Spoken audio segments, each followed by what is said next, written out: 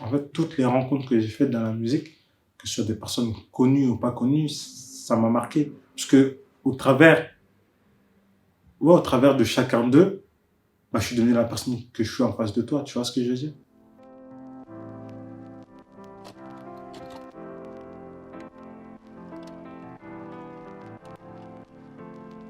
Avec le meilleur ingé de toute la France, il est là. Il s'appelle Clay. Je suis avec le meilleur artiste de toute la Non, France. arrête. Attends. Y'a mon nom. Ah ouais. Y'a mon... Oh. Hé là.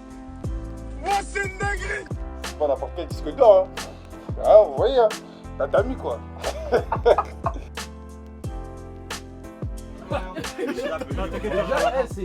je suis comme Lucius Lion, tu vois ce que je veux dire ou pas? Moi, je donne des directives.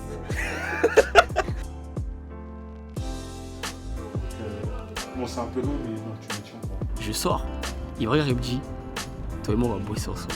Ah là là là là, faut que je recommence parce qu'il faut pas que je bégaye, tu vois. Hop. Ça a commencé dans un studio qui était à la Plaine Stade de France. Donc c'est là-bas que j'ai vu en fait l'ambiance du studio. En fait, ça qui m'a plu, c'est l'ambiance, comment c'était.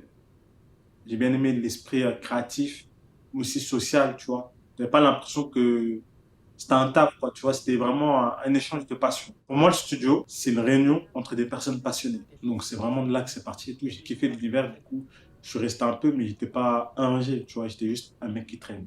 Il y a des gens qui traînent au quartier, alors moi je traîne au studio. Et par la suite, je suis allé dans le 19e. C'est-à-dire que j'ai commencé là, grâce à l'association, tu vois, dans ce lieu de vie, on va dire. C'est-à-dire que j'avais des clients que je ne connaissais pas, tu vois. Je ne les connaissais pas, ils sont venus, on s'est bien entendu, on a bossé ensemble.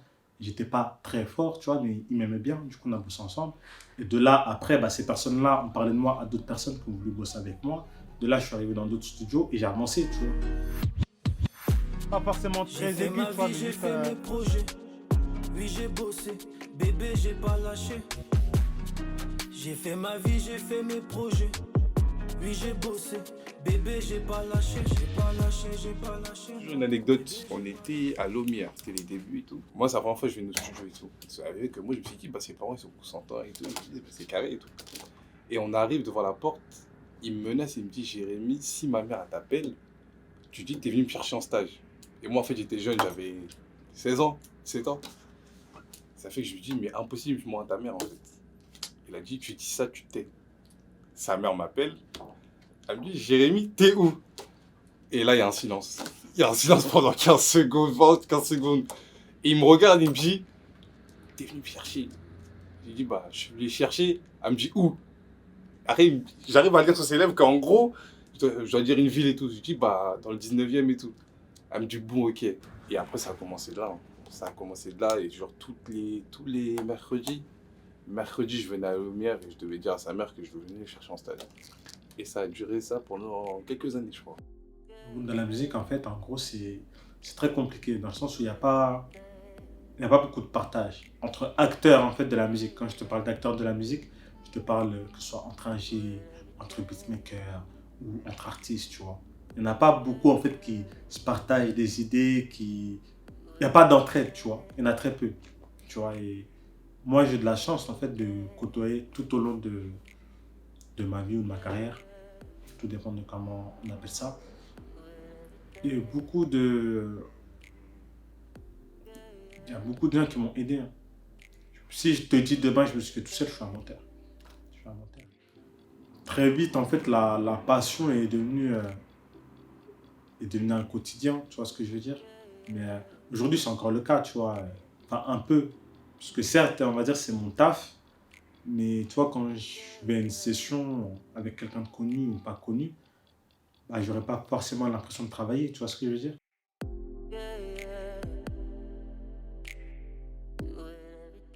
Alors, Equinox, compositeur, producteur et ami de Glay. Alors, à vrai dire, pas grand-chose. À part discuter, se conseiller, se donner des conseils et s'encourager dans la musique, pas grand-chose. Après, le temps le dira, hein. La vie est longue. Si Dieu nous prête vie, on va on fera des grandes choses, mais en tout cas beaucoup de conseils, et seul Glay pourra le dire, si ces conseils l'ont mené là où ils l'ont mené aujourd'hui. Hein. Des disques d'or, des platines, bientôt des diamants. C'est bien, c'est ce qu'on attend d'un parcours d'un ami. C'est bien de voir un gars du quartier avancer, réussir. C'est quelqu'un qui est passionné, qui aime son boulot et qui mérite ce qui lui arrive parce qu'il travaille pour. Et quand tu travailles, tu récoltes ce que tu sèmes, donc il récolte le fruit de son labeur. C'est un milieu qui est dur. Malgré la difficulté, il a réussi à obtenir certaines choses dont il parle depuis des années. En tout cas, de mon point de vue personnel, c'est dur. C'est dur, ça joue dedans en fait. Ça joue dans le mental tous les jours. Il y a des fois, ça marche, des fois ça marche pas. Des fois, il y a de l'argent, des fois, il n'y a pas. Il faut acheter des trucs, il faut faire des projets, c'est dur. Et si t'as pas le mental, t'es mort. En tout cas, Glay, il a réussi à battre pour l'instant cette difficulté. J'espère que ça va continuer en tout cas. Alors, un truc qui m'a marqué, c'était ma rencontre avec Black. Je l'ai rencontré à Red Bull Studio, dans le cadre d'une composition, parce que généralement, un artiste va venir, il y aura un compositeur et un ingé. Du coup, le compositeur il va jouer, l'artiste il va kiffer, comme il va kiffer, il va écrire, et quand il aura écrit, il va les poser. Et c'est là que je rentre en action, tu vois ce que je veux dire? Et j'étais pas fou, hein. J'étais bien, tu vois, j'étais un peu mieux, je m'étais fait les dents, tu vois, j'étais un peu mieux, tu vois. Et le délire, c'est quoi? Tu vas rigoler quand je vais te dire ça. Mais il était normal. Genre, il était normal. C'est pas en mode... genre en mode, moi je suis une resta, toi t'es personne, bah vas-y, je te calcule pas. Il m'a parlé normal. Et ça m'a grave touché, tu vois ce que je veux dire? Dans le sens où, moi j'étais ému, parce que dans ma tête, je me dis, waouh, j'ai téléchargé des sons sur Internet, et là aujourd'hui, il est à côté de moi. C'est une dinguerie quand même, tu vois. Et ce qui m'a touché, je te jure que c'est vrai, il m'a payé un Uber Eats. En vrai de vrai, il m'a payé un Uber Eats alors qu'il savait même pas comment je m'appelais. Il m'a dit, ouais frérot, t'as faim? Bah, je me dis quoi? Tu connais, j'étais poli, j'ai pris le truc le moins cher. Mais ça m'a marqué, parce que c'est pas, franchement, c'est pas tout le monde qui l'aurait fait. Je l'ai recroisé 4 mois après, 5 mois après. Et je te jure que c'est vrai, je te mens pas. Il m'a vu, il m'a dit, oh, Glay, ça va? Dans ma tête, j'ai brillé. Parce que je me suis dit, Black M, de section d'assaut, il me croise. Il n'a pas commencé sa phrase par, je t'ai pas déjà vu quelque part. Il t'a dit, eh mais, Glay, mon frérot, ça va? Là, tu m'avais perdu. Et il a fait une vidéo, je te l'enverrai si tu veux. Il a dit, là, je suis avec l'un des meilleurs ingés de France. Gros, ma mère, elle a vu la vidéo, elle m'a considéré. Hein. Ma mère, elle a vu la vidéo, elle m'a plus vu comme avant. Je te dis, elle m'a plus vu comme avant. Là, elle a compris que son fils, il faisait un truc sérieux. Avec le meilleur ingé de toute la France, il est là. Il s'appelle Glay. C'est avec le meilleur artiste de Non, arrête. Arrête. Non, vraiment, Arrête, lui, Glay. je l'aime trop. Lui, il fait pas la star. En vrai, lui, c'est sûr.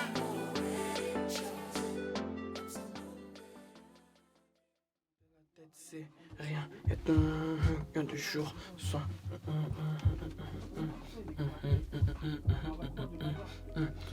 Première session de ma vie, puisque moi de base je suis danseur, je suis pas un rappeur. Et j'avais une pote qui voulait faire de la musique et tout. Donc je lui ai dit, vas-y, bah, viens, on va au studio, on fait un son. On arrive à Lomière et tout. Et on voit l'ingé, on voit Glay et tout. Ouais, ça va, ça te dit quoi et tout. Et tu sens, il est en mode sur la défensive un peu. En mode, vas-y, je vous connais pas trop, je vous calcule pas trop et tout. C'est-à-dire, on télécharge nos prods et tout ça et tout. Et je me dis, mais attends, le genre là, il nous sous-estime un peu, c'est bizarre un peu. Vas-y, on dit rien, on dirait.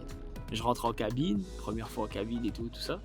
Je sors, il me regarde et me dit, toi et moi, on va bosser ensemble. J'ai dit, MDR, t'es sérieux? Il me dit, non, on va bosser ensemble, t'es bon frère et tout. Là, je crois quelques jours après, il m'appelle, ouais, je fous pas, ça dit quoi et tout. Je dis, comment ça? Il m'envoie un message, je dis, ça va, on est là. Tu fais quoi aujourd'hui? Je dis, rien. Il me dit, t'es chaud, tu viens au studio, on fait un 9h-21h? Je lui dis, pardon, 9h-21h? Il me dit, ouais. Je lui dis, vas-y, chaud.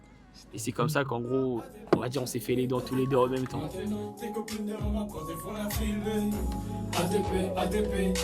Ce que j'aime bien, en fait, dans ce truc, comme je te dis, c'est une réunion entre passionnés, mais tu connais pas l'avenir de ton prochain. Tu vois ce que je veux dire? C'est-à-dire que tu peux être avec une personne, aujourd'hui tu le négliges, et demain ça devient une tête de fou.